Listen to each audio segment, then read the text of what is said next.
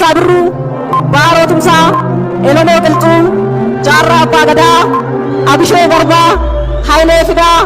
Mano Mazanur, Haile Mariam Gamada, Garasuruki, Asafa Sharanami, Batalampi, Ali Shone, Oli Kadingilifi, Adam Sabdo, Hussein Bune, Wago Gutu, Lendu Sodika, Ali Richard, Makan Badumana, Irreecha kabara kuma lamaati fi diddama magaalaa Bishooftuutii fi Finfinneetti kabajamu deemu qeerroo fi qarreen Oromiyaa qophiidhanii ayyaana kana gara Finfinnee imalaa jiraachuun dhagahamee jira. Gumuuni abbootii gadaa Oromoo dhiibbaa mootummaa dura dhaabbachuun ayyaana irreecha kana irratti uummanni baay'inaan bahanii akka kabajanii ka dubbatamaa jiru. Dhiibbaa mootummaan sababa dhukkuba koronaa vaayirasiitiif namni Finfinneetti yookaan Bishooftuutti dhufanii ayyaana kana akka hin kabajne godhaa jedhan hagammattuu didaa jiranii. Karaa biraatiin ammoo ayyaana irreecha namni dhufee lakkoofsa baay'een akka hin kabajne Biltsiginnaan shira adda addaa hojjechaa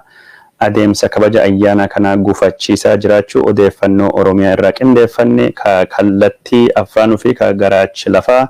waan isin biraan gahuu deemnutu jira. Abbootii qabeenya Oromoo adeemsa saamuu mootummaan Biltsiginnaa Abiy Ahmed itti fufee jira. Akkuma Dinquu Dayyaasaa saamee qabeenya isaa mancaasee biyyirraa baasee har'a ammoo abbootii qabeenya keessa tokko kan taate warruma qabeenya xiqqaa qabanii obboleettii Jawaar Mohammad Adaamatti dukkaa isii yookaan bakka itti isiin itti waa gurgurattu mootummaan Biltsiginnaa saamee makiinaan godaansisee jira. Odeeffannoo kanallee isin biraanii kageennu ta'a. Oduu biraatiin ammoo boordii filannoo Itoophiyaa keessallee nama aangoo gadhiisettu jira. Odeeffannoo sanillee isin biraanii gahuu deemna.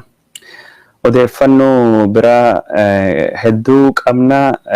waan Biltsiginnaan itti jijjiru ka isin biraan gennu fi akkasumas miidiyaa hawaasummaa irratti yaada ammaan tana barreeffamaa jiru ka aktivistoonni ayyaana irreechaatiin walitti qabate dhiyeessaa jiranillee isin biraan genna. Isin ammoo akkuma yeroo kamiyyuu qoqoodaa faffacaasaa waliin nu gayaa isiniin jenna. Yoo sanii qoqoodanii faffacaastanii namni dhufe nu daawwate sagantaan kun jechuun kaayoon isaa akka uummatii kenni odeeffannoo wayitaawaa argatu waan barbaadu fi kun akka malee nu gargaaraa isiniin jenna. Odeeffannoon jalqabaa kan nu filanne odeeffannoo Oromiyaa irraa dhufaa jirtu seenaa addee Xajjituu isinitti himaa. Xajjituun kun haadha manaa Sisaay Baqqalaati. Sisaay Baqqalaa hidhamtoota siyaasaa Hacaaluu Hundeessaa eegii ajjeefameen boodattu mana hidhaa keessatti Abiyyi badii tokko malee walitti guure qeerroo fi qarree Oromoo keessaa nama tokko. Namni kun ayyaanni Hacaaluu Hundeessaa akkuma nama kamiyyuu awwaaluu fi gara Finfinnee warra dhufe keessa haa ta'uutii malee gaafa sanii galgaluma sanii fi borumtaa sanii hidhaa adeemsifamee keessattus inni qabame haadha manaa isaa dargaggeetti kan taate aadde Xajjituu irraa hidhame. Aadde Xajjituun yeruma saniyyuu nama jechuun horii qaama keessa dhukkuba qabdu dhukkubaanii dhukkubdee dhukkuba sanii akka ishiin yaalamuu hin dandeenye manii murtiitii fi abbaan alangaa qabeenya obbo Sisaay Baqqalaa waan inni qabu hundayyuu irraa uggure. Hidhamtoota siyaasaa Jawaar Mohammad Baqqalaa Garbaa Hamza Booranaa hundayyuu waan isaan qaban irraa ugguranii. Jawaar Mohammad isa qofa osoo hin taane fira isaa guutuu qabeenya irraa uggurame konkolaataan isaa irraa ugguramanii obboleeyyan isa rakkachaa turanii. Baqqalaa Garbaas maatii isaa Hamza Booranaas maatii isaa hundayyuu waan isaan qaban irraa ugguranii. Nama warra wajjin hariiroo qabu hunda irraa uggurame. Akkuma kana nama jechuun Sisaay Baqqalaa jedhamu hidhamaa siyaasaa Oromoo kanas qabeenyi isaa herregii akkaawuntii isaa irraa uggurame. Herregii akkaawuntii isaa irraa uggurame. Haadhi warra maallaqa yaalii fi isii barbaachisu argachuu dadhabdee haati warra kunin dhukkuba kanseriitiin qabamtee miidhamaa dararamaa jirti. Obbo Sisaay Baqqalaa adeemsa kan keessatti mani murtii himata fiikaa qabuu fi akkasumas ragaa irratti dhiyeessuu hin dandeenyes laga dhiisuu qaba. Gadillee hin dhiisne gadu dhiisuu didanii. Akkuma kanaan mani murtii mirga wabii hayyamee fi haadha warra isaa ka dhukkubaa jirtu suni akka yaalchisuu fi hayyamii kennameefi haa ta'u malee poolisiin ajaja mana murtii kabajuu diduudhanii obbo Sisaay gad dhiisuu didanii obbo Sisaay gad dhiisanii haadhii warra Sisaay illee nama yaalchisullee dhabde maallaqa ittiin yaalamtullee dhabde dhukkuba kaanseriitiin kalee addunyaa kanarraa daa'imisii xiqqaa harma hoosiftu irraa addunyaa kanarratti du'anii boqottee jirti. Yakki Abiy Ahmed Oromoo irratti raawwachaa jiru kana obboleettii keenya adde Xajjituu haadha warra Sisaay Baqqalaa ajjeechaa isiitii fi kallattiin kan itti gaafatamu Abiy Ahmedii fi sirna nafxeenyaa nama nyaata inni hundeessee jiru Oromoo gaaga'aa jiru jechuudhaani ambaasaaddarri qoonsilaa waliigala Itoophiyaa ka magaalaa Los Angeles duraanii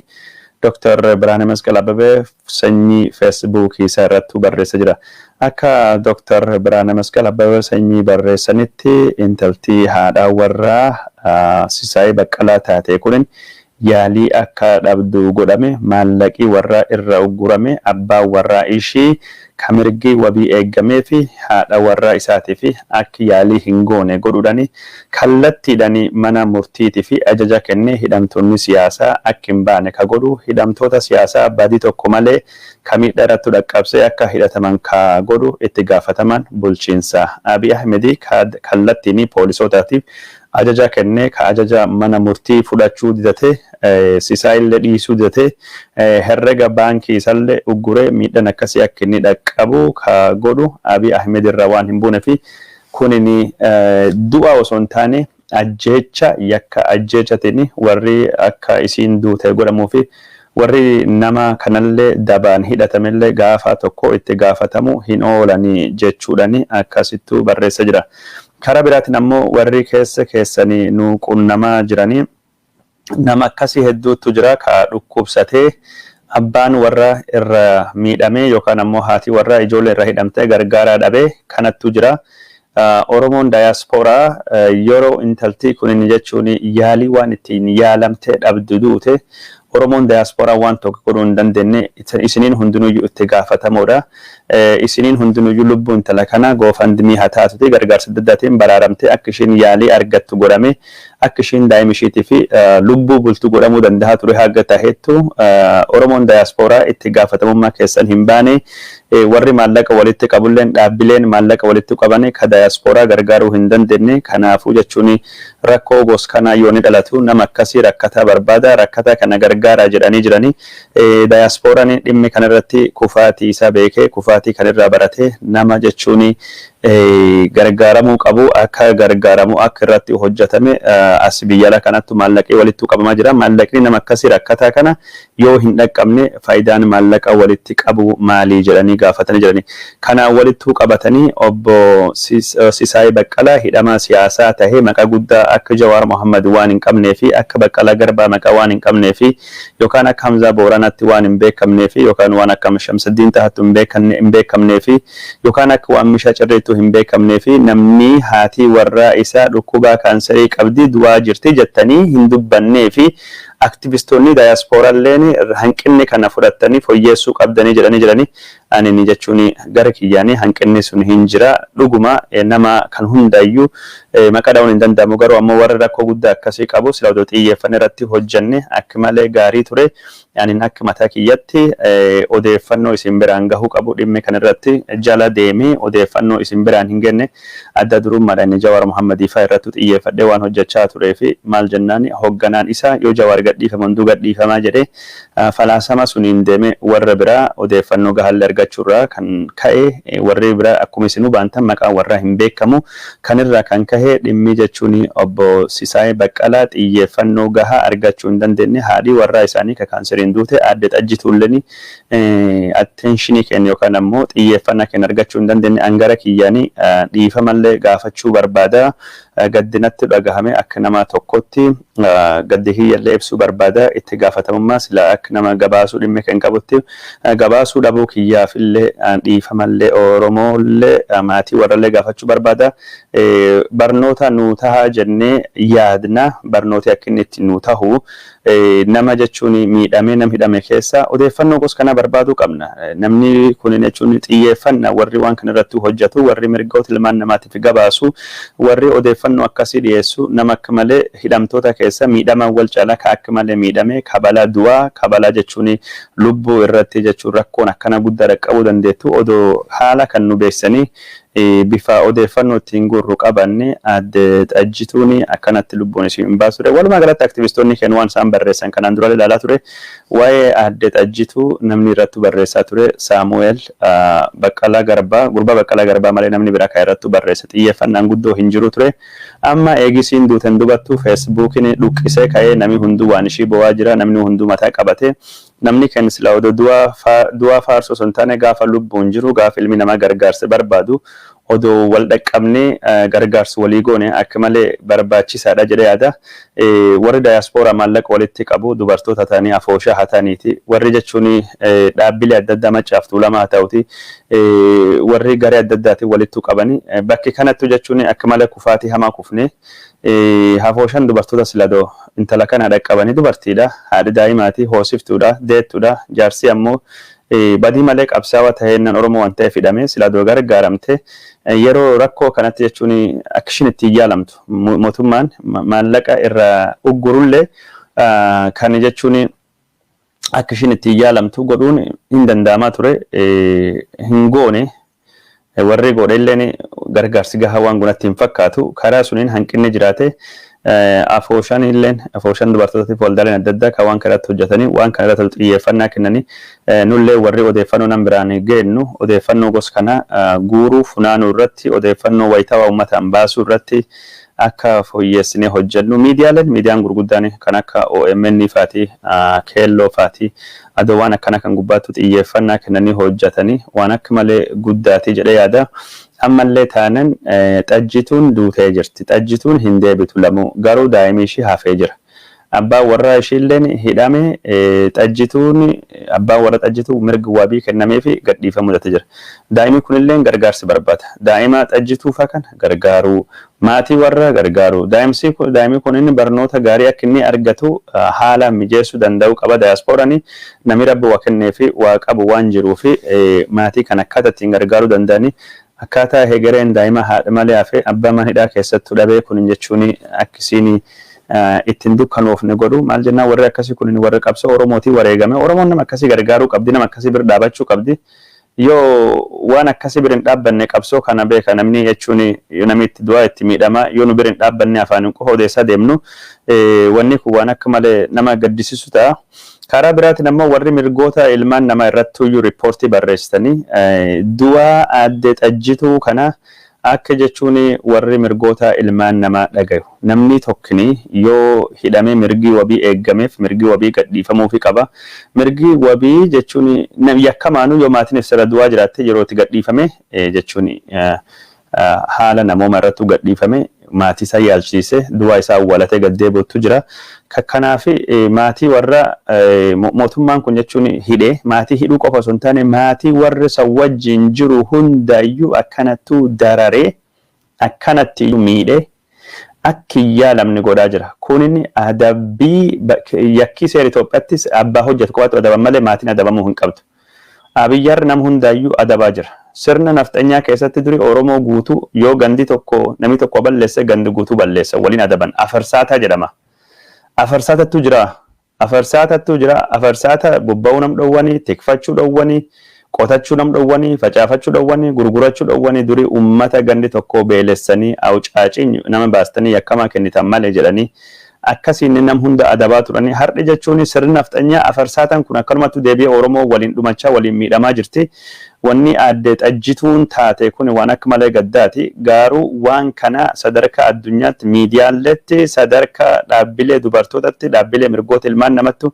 dhaabbilee mootummaattu seenaa isii kana dubbanne seenaa jaarsishii kayyoo dubbanne istoorii addunyaan dhaga'uu feetu kun maal jennaani waan beekamu stoorii jechuun daa'imaati, ka dubartiiti, ka dhukkuba kaanseriiti, ka abbaan faqa malee hidhame jechuun mirga wabii argatee olaantummaan seeraa cabee bahuu dadhabee maatii awwaalachuu dadhabee akkasittummaan isa kadu kana jettu deebi'u. Waan kana haasa'u waan kana gabaasuun akka malee barbaachisaa karaa sunii akkanattu yaaduu qabna. Kanaan walittu qabate jechuun odeeffannoon kun akka malee odeeffannoo na tuqe waan taateef irratti xiyyeeffachaa jira. Adde xajjituun kan ittiin duute dhukkuba kaanserii taanaan wanni isirratti ta'e ijjeecha murder. Abiy Ahmed yaalii akka isheen hin arganne godhee maallaqa warra irraa qabee abbaa ishee ka gargaaru abbaa warra ishee irraa hidhee akka isheen doote godhe. Kun jechuun itti gaafatamaan jiraachuu qaba. Yakkamaan jiraachuu qaba. Abiy Ahmed ka har'i jechuun ijoollee karaa irraa daa'ima tokko guddifadhee jedhu daa'ima maqaan isaa miliyoon jedhamee itti baafate haati niitiin isaa jechuun Zinnaash guddifattee jedhu abbaa haadha wajjin kadhatee jiru gaarii jiraachaa jiru daa'ima Oromoo tokko abbaa irraa hidhee haadha irraa ijjeesee daa'ima malee hambisee jechuudhaan Dr. Biraanee Masqal Abbabaa Sanyii karaa Facebook irratti Abiyyi fakkeessa diina Oromoo hama mootii nafxanyaa hama ka Oromoon tokkummaan dhaabbattee nama kana ofirraa barbadeessitu jechuudhaan ijoollee karaa gubbaattuu galtu keessaa tokko guddifadhee jedha. Abiy Ahmed ijoollee Oromoo ammoo kumaatamaanii karaa gubbaattuu abbaa haadha dhowwuun akka isaan karaa gubbaatti galan gochaa jira. Ofii isaatii daa'ima tokko fuudhee footoo waliin kamalee onnee marartii daa'ima karaa gubbaa ittiin guddifatin qabu. Oduu akkas qabaattaa ta'e xajjituu ijjeessuun daa'imisii ka harma hodhu haadha abbaa malee hin hambisu jechuudhaan Abiy Ahmed ilaalchi isaa ilaalcha farra Oromoo, ilaalchi isaa ilaalcha nafxanyaa, ilaalcha zaranyaa, ilaalcha nafsa gadaayii, ilaalcha sirna kana barbadaahuu qaba jedhee Dr. Biraanee Masqal Abbabaa Sanyii dhimma kanarrattu akkasiinuu barreessaa jira. Kanaan walittu qabatee waanuma dhimma kanarrattu turraa Abiy Ahmed bulchiinsi isaa Oromoo irratti duula hamaa godhaa jira.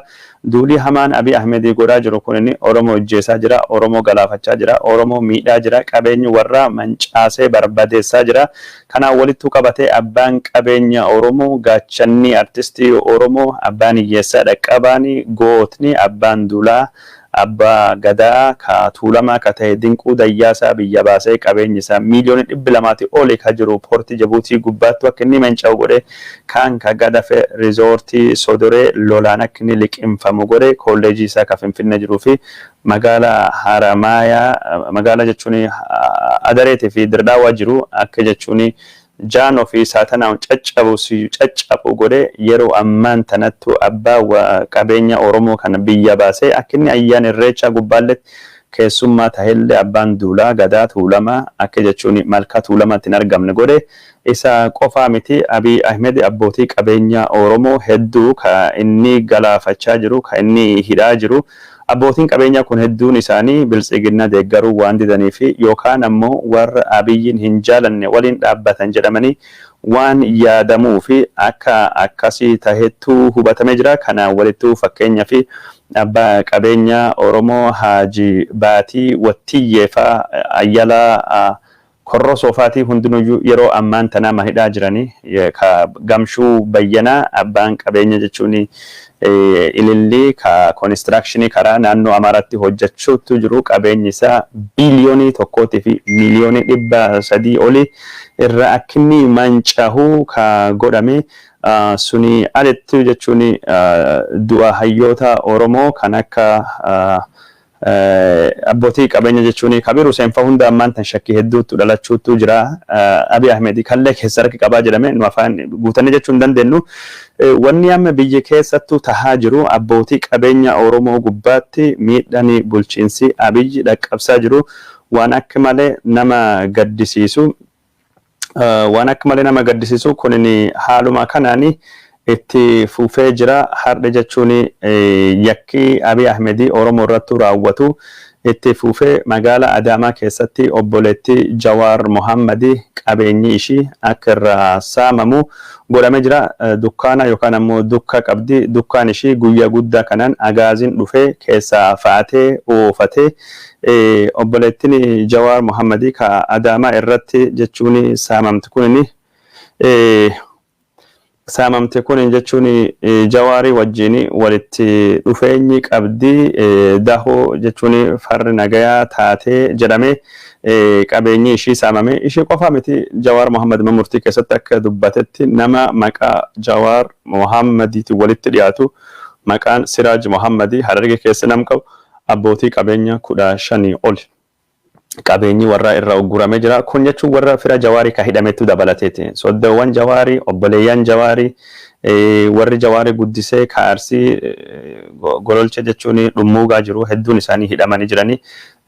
ka isaan walitti dhiyaatu qabullee abbootiin qabeenya akka duratti dubbanne jechuun Ayyalaa Korroo Soofaati Dinquu Dayyaasaa faati hedduun isaanii saamamanii hedduun isaanii biyya bahanii obboleettii Jawaar Mohammadii kana qabeenyi ishii kunini irraa saamamee jira. Meeshii qofa osoo hin taane dhiyoo kana maallaqni eegii jijjiirameen duubatti abbootii qabeenya miiliyoonii 1.5 ol qabdu saama jedhee Abiyyi labsii dabarsee labsii sunini qabeenya Oromoo guddaattu saamame qabeenyi jechuun naannoo Somaalii waan ta'e waan ajaa'iba saamichi jalqabnaan poolisiin naannoo Somaalii raayyaa ittisa biyyaatii fi milishaanii dhaaba qabeenya Somaalii eeguu qabna qabeenyi Somaalii tokkolleen hin saamamuu jedhame pirezidaantiin Somaalleen achiin dubattu labsii dabarsee akka inni hin saamamne godhame qabeenyi warra irraa saamame hunduu deebi'eef kun jechuun televiziyoonii naannoo Somaalee miidiyaa warraa ka mootummaa ta'ee fi mootummaa hin taane hundaanuu dabarfamaa ture garuu Oromiyaa keessatti qabeenyi Dirre Dhaawwattu saamam qabeenyi Mooyalettu saamam Nageellettu saamam qabeenyi Haramaayattu saamam Awwadaayii saamam Galamsoo saamam Amboo saamame Shaashamanneetti yaamame Kuyyaraatti yaamame Nageelle Arsiittu saamame takkalleen hin deebine saamamuulleen dogongoraa jedhame namni qabame namni hidhamin jiru Oromiyaa keessatti waan akkas ta'e qabeenyi jechuun saamame jedhame kun Sasaabirru Baarootumsaa Elonoo Qilxuu Jaarraa Abbaa Gadaa Abishoo Gorbaa Hayilee Fidaa Maannoo Mazannir Hayila Maariyaam Gammadaa Garasuu Rukii Asaffaa Shaayoo Namni Bakar Abdii Caalii Shonee Olii Qaadingilii fi Adam Saaddoo Huseen Bulee Waaqoo Guutuu Leenjisoo Dikkaa Aliyyuu Cirri maqaan baduu